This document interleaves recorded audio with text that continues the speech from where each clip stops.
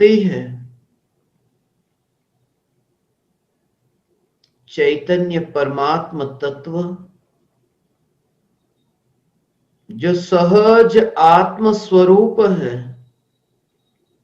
सहज आत्म स्वरूप के आश्रय से सारे जगत का सहज स्वीकार होता है। चैतन्य परमात्मा सहज है।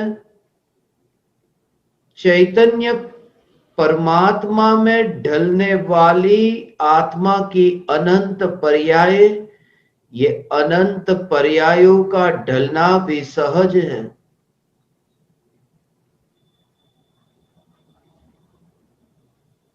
निर्विकल्प अनुभूति सहज है।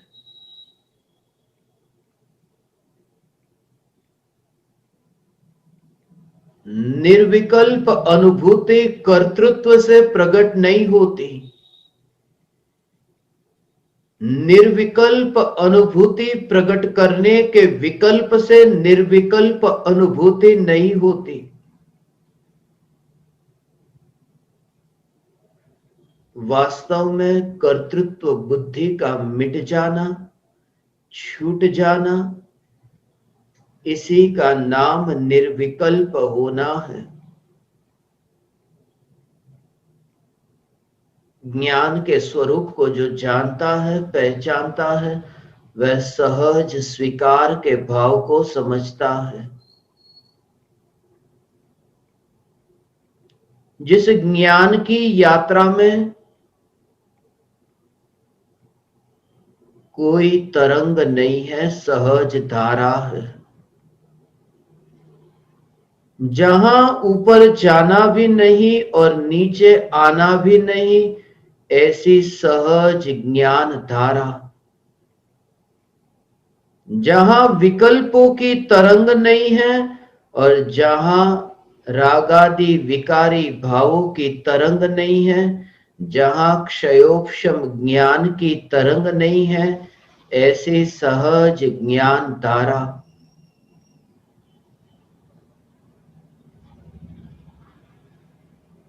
ज्ञान का ऐसा सहज परिणमन। एक बार भी विकल्प नहीं हुआ कि मैं जानूं। जानने के विकल्प के बिना भी यह जानना सहज हो रहा है।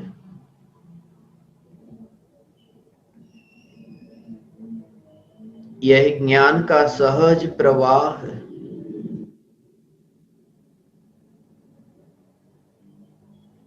सहज इसलिए है क्योंकि स्वाभाविक है। स्वभाव सहज होता है। स्वभाव के लिए पर की जरूरत नहीं।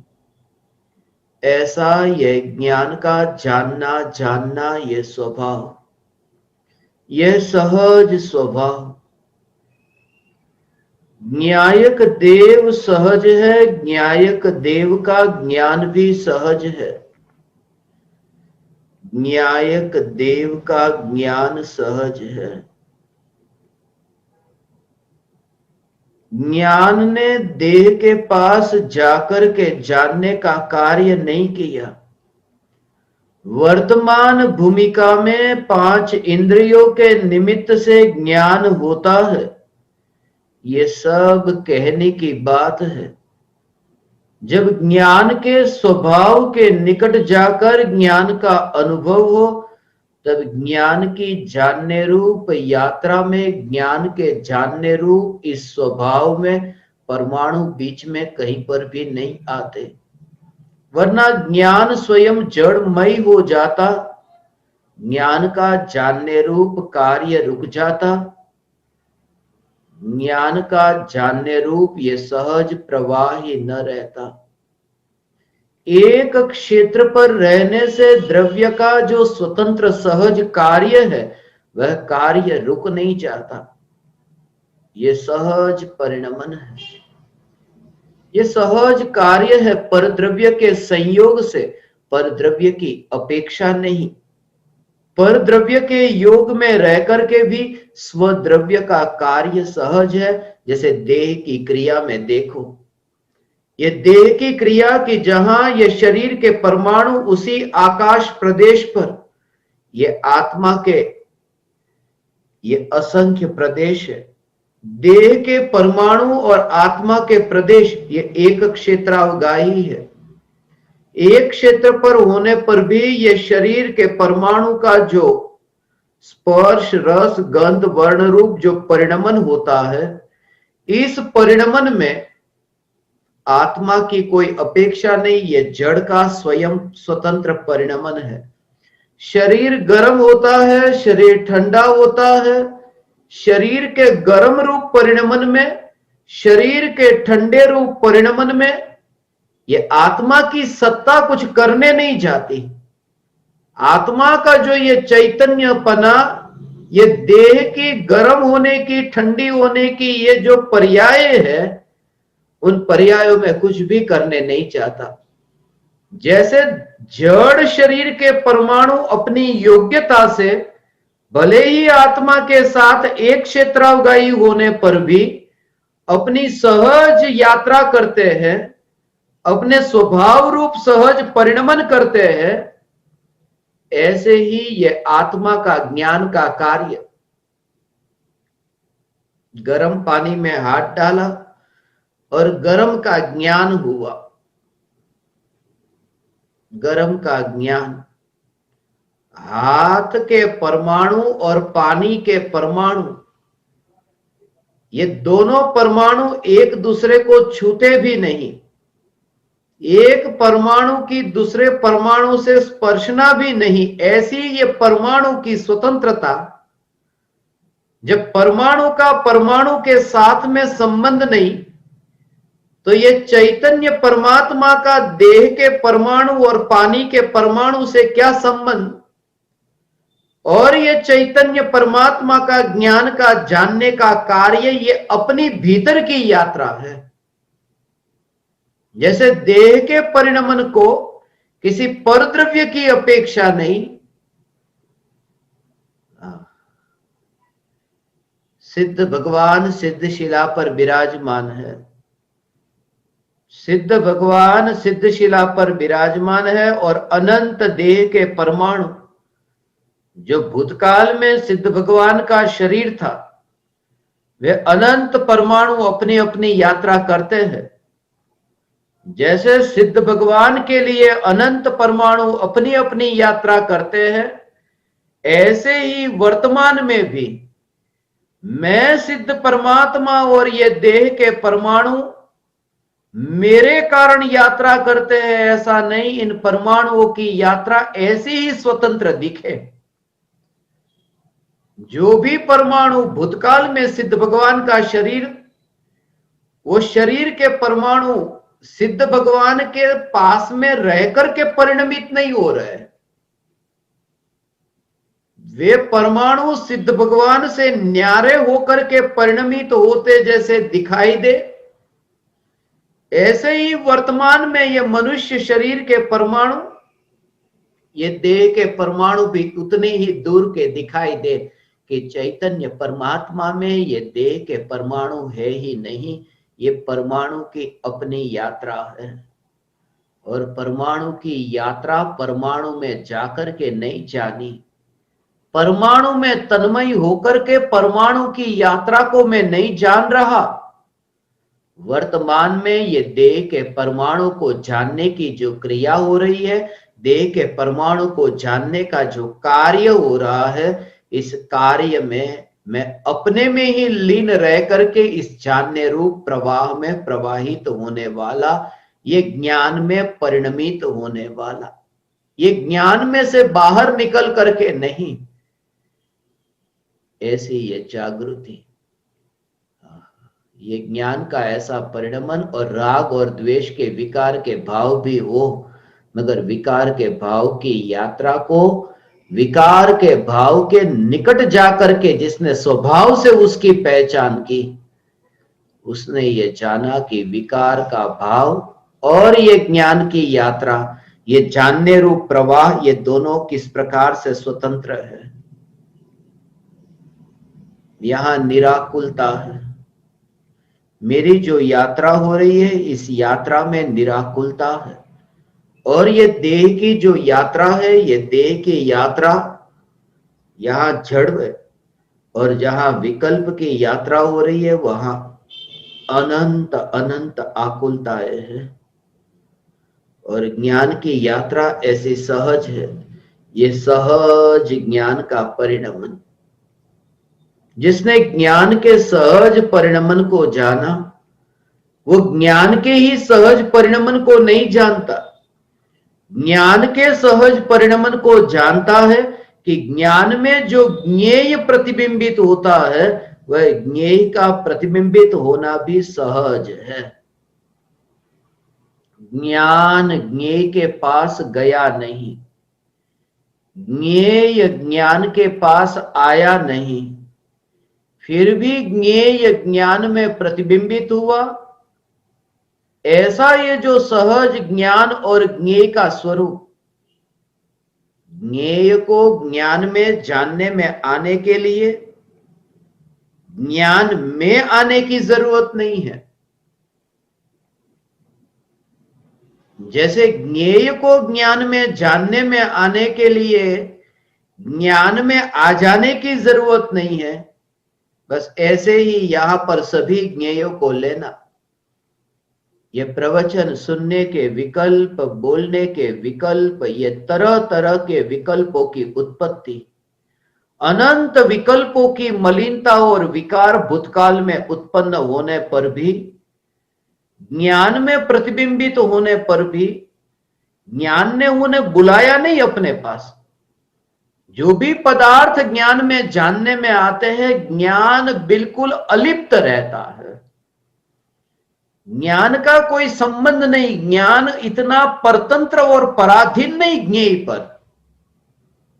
कि अरे ये ज्ञेय नहीं होता तो मेरा जानने का कार्य कैसे होता। ये ज्ञान का स्वयं का स्वतः ही जानने रूप परिणमन है, वरना केवल ज्ञान महापराधीन होता। वर्तमान में तो ज्ञान का विषय मर्यादित पदार्थ है, और केवली भगवान के केवल ज्ञान में तो लोकालोक अनंत ज्ञेय ज्ञान में जानने में आते हैं। अनंत ज्ञेय जिनके ज्ञान में जानने में आते हैं, यदि ज्ञान ज्ञेयों के ऊपर अधीन होता तो अनंत अनंत ज्ञेयों पर अधीन होता। मेरा ज्ञान भी उतना पराधीन नहीं जितना केवली का ज्ञान पराधीन होता, मगर ज्ञान ज्ञेय के अधीन नहीं है। और जैसे ज्ञान केवली का ज्ञान भी ज्ञेय के अधीन नहीं, ऐसे ही मेरा ज्ञान भी ज्ञेय के अधीन नहीं है। ये इसलिए क्योंकि देह से मेरी पहचान मिटे, विकल्प से मेरी पहचान मिटे कि विकल्प नहीं तो मेरा क्या होगा। ये संयोग और वियोग से न्यारी ऐसी ये स्वयं की पहचान, यह ज्ञान की पहचान, सहज, प्रत्येक पर्याय का सहज स्वीकार। जो भी घटना घटित हो उस घटना का स्वीकार। सम्यक दृष्टि ज्ञानी धर्मात्मा को क्रमबद्ध पर्याय की यथार्थ श्रद्धा है, इसलिए प्रत्येक पर्याय का स्वीकार है। प्रत्येक पर्याय का स्वीकार है, उस पर्याय का स्वीकार वो पर्याय का स्वीकार नहीं है। ये तो कहने की भाषा ऐसी है कि सम्यक दृष्टि को प्रत्येक पर्याय का स्वीकार है। वास्तव में वो जो स्वीकार है कि जो पर्याय का ज्ञानी को स्वीकार है, उस पर्याय का स्वीकार किसके बल पर है। ज्ञानी को पर्याय का स्वीकार है, ये कहने की बात है। सत्य यह है कि पर्याय मेरा स्वरूप नहीं है, और पर्याय मेरा स्वरूप नहीं है। मैं कौन? ये त्रिकाली न्यायक। पर्याय जिसका स्वरूप नहीं है, ऐसा मैं त्रिकाली न्यायक, इस न्यायक का स्वीकार है, जिसके बल पर फिर पर्याय का स्वीकार होता है। इसलिए ये कहा कि कोई तुम्हें बुरे शब्द कहे तो भी स्वीकार करो, कोई तुम्हें अच्छे शब्द कहे तो भी स्वीकार करो। तुम्हारे जीवन में इतनी अनुकूलता आए तो भी स्वीकार करो, प्रतिकूलता आए तो भी स्वीकार करो। स्वीकार करो, जो भी स्थिति सामने आए उसका स्वीकार। बीमारी आए उसका स्वीकार करो, बीमारी मिट जाए उसका स्वीकार करो। किसी का जन्म हो तो स्वीकार करो, किसी की मृत्यु हो तो भी स्वीकार करो। ये तुमने बहुत बार सुना, ये मैं नहीं कहता, मैं ये कहता हूं कि जिसका तुम स्वीकार करने के लिए कहते हो उसका स्वीकार तब तक नहीं हो सकता जब तक यह स्वीकार न हो कि वह जो पर्याय, वो पर्याय मेरा स्वरूप नहीं और मैं त्रिकाली न्यायक हूं, मैं त्रिकाली न्यायक देव हूं। ऐसा जब स्वीकार होता है तब लोकालोक की प्रत्येक घटना का सहज स्वीकार होता है, ये मान करके कि वो घटना मैं नहीं, क्योंकि मैं ध्रुव हूं और घटना अनित्य है, घटना क्षणिक है और मैं नित्य हूं। ये भेद विज्ञान के बल से प्रत्येक घटना का, प्रत्येक पर्याय का स्वीकार होता है। पर्याय के लक्ष्य से पर्याय का स्वीकार हो ही नहीं सकता, द्रव्य के लक्ष्य से पर्याय का स्वीकार होता है। इसलिए इस जगत में ये स्वीकार की घटना बहुत आती है, स्वीकार करो, स्वीकार करो, स्वीकार करो। ऐसी प्रवचन की ये क्रियाएं, ये प्रवचन के विकल्प ये बहुत गूंजते हैं, मगर स्वीकार होता नहीं। भीतर में जब चैतन्य का स्वीकार हो, इसलिए अनंत ज्ञानियों का जोर स्वरूप के स्वीकार पर है। घटना का स्वीकार तो सहज होगा, एक एक का स्वीकार करने नहीं जाना पड़ता। वो किस प्रकार से, जैसे कि तुम्हें यदि मोह छोड़ना है ना, तो पहले शरीर का मोह छोड़ो, माता पिता का मोह छोड़ो, पत्नी पुत्र पुत्री ये रिश्तेदार उनका मोह छोड़ो, घर का संपत्ति का मोह छोड़ो, गांव नगर देश का मोह छोड़ो। एक एक का मोह छोड़ना ही नहीं होता, ऐसे मोह छूटता ही नहीं है। ये मोह को छोड़ने की विधि नहीं, एक ही कि मैं चैतन्य परमात्मा हूं, ऐसा जब स्वीकार हुआ कि सब परद्रव्य और परद्रव्य ही नहीं, सभी पर्यायों में से एकत्व मिट गया, ये एक द्रव्य के स्वीकार से। ऐसा असली हीरा है, तरह तरह के हाथ में, मुट्ठी में कंकड़ तरह तरह के पकड़ कर रखे हैं, तरह तरह के कंकड़ पत्थर कर पकड़ करके रखे हैं। अब एक एक पत्थर को छोड़ना, ये छोड़ना हो ही नहीं सकता, क्योंकि पत्थर को जब छोड़ने जाता है कि नया पत्थर और पकड़ लेता है, फिर छोड़ने जाता है कि नया पकड़ लेता है। मगर जब ऐसी दशा प्रकट हो कि स्वयं की परिपूर्णता को जाने, कि मुट्ठी खुल जाए, कि पता ही न चले मुट्ठी खुल गई और वो पत्थर सब गिर गए, एक एक को नहीं छोड़ता, सब गिर गए। ये चैतन्य तत्व की परिपूर्णता का अनुभव होने पर, एकत्व स्वरूप में होने पर समस्त पर द्रव्यों में अपने आप, ऐसे अपने आप एकत्व छूट जाता है। वरना एक एक में तो एकत्व कैसे छूटे? ये इतना कठिन कर दिया है, सहज स्वीकार को कठिन बना दिया। तुम्हें ऐसा लगे अरे ये तो स्वीकार, सहज स्वीकार ये कितना कठिन। हमें तो आज तक ये सुना था कि कोई बुरा कहे तो स्वीकार करो, अच्छा कहे तो स्वीकार करो, वो थोड़ा सरल लगता था। वो सरल नहीं, वो बहुत कठिन है। पर का स्वीकार करना ये बहुत कठिन है, स्वरूप के स्वीकार के बिना कठिन नहीं, असंभव है। एक एक का स्वीकार, जो पर है वो मैं नहीं हूं, वो नहीं हूं नहीं हूं नहीं हूं, उसका मोह छोड़ने जाए न तो अनंत काल तक संसार में भटकना पड़े, अनंत काल तक। हाँ, इसलिए अनंत काल तक भटकना पड़े क्योंकि ये शरीर है ना, ये शरीर में अनंत परमाणु है। तो एक परमाणु, ये एक परमाणु ये मैं नहीं, फिर दूसरा परमाणु ये मैं नहीं, तीसरा परमाणु मैं नहीं, तो अनंत परमाणु है, एक एक परमाणु का मोह छोड़ने जाए तो अनंत काल लगेगा, अनंत काल तक भटकना पड़ेगा, एक एक परमाणु का मोह छोड़ने जाए तो। मगर मैं त्रिकालिक न्यायिक ऐसा अनुभव जब हुआ कि अनंत परमाणु का